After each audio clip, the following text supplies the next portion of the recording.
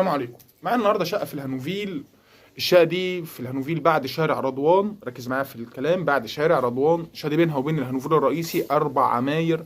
الشقه دي 3 غرف وريسبشن وحمام ومطبخ، تشطيب سوبر لوكس. الشقه بالكامل جبسون بورد، ارضيات سيراميك بورسلين، حوائط جوتن، كهرباء ساس، سباكه الماني. الشقه دي ما اتسكنتش قبل كده. عداد كهرباء خاص بالشقه، عداد ميه، ركز معايا في الكلام، عداد ميه مجمع، الغاز على باب الشقه. الشقه دي ما تسكنتش، هتبقى اول ساكن اللي هيسكنها.